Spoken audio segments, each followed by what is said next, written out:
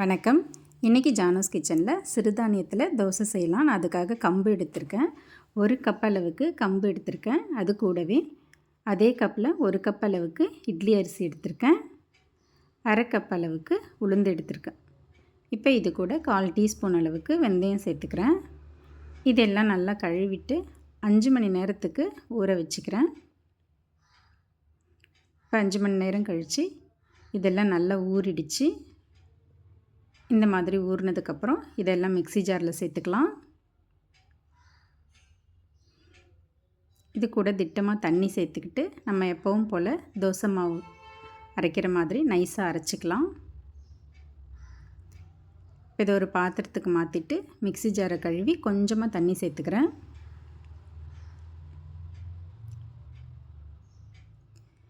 இப்போ இதில் டேஸ்ட்டுக்கு தகுந்த மாதிரி உப்பு சேர்த்து கையாலே நல்லா கரைச்சி விட்டுக்கிறேன்.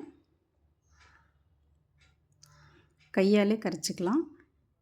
இந்த மாதிரி நல்லா கரைச்சிட்டு இதை மூடி போட்டு ஒரு 5 மணி நேரத்துக்காவது புளிக்க வைக்கணும்.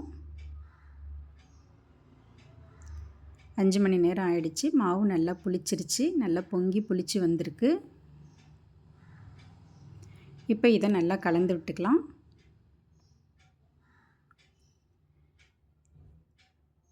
அவ்வளோதாங்க, மாவு தோசை ஊற்றுறதுக்கு ரெடி ஆகிடுச்சு.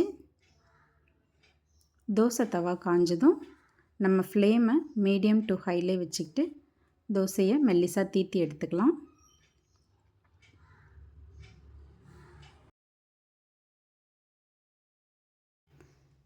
இந்த மாதிரி தீத்தி விட்டுட்டு மேலே கொஞ்சமாக எண்ணெய் சேர்த்துக்கலாம்.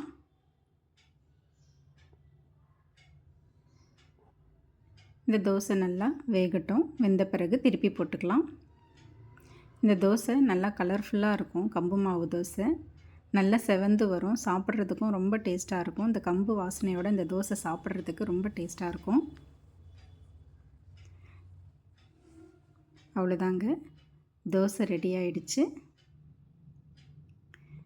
இது கூட ஏதோ எல்லா விதமான சட்னியும் நல்லாயிருக்கும். நான் இன்றைக்கி இது கூட கொஞ்சம் சட்னியும் சாம்பாரும் வச்சு சர்வ் பண்ணியிருக்கேன். ஒரு கிறிஸ்பியான ஹெல்தியான கம்பு மாவு தோசை ரெடி ஆகிடுச்சு. ட்ரை பண்ணி பாருங்கள். தேங்க்ஸ் ஃபார் வாட்சிங்.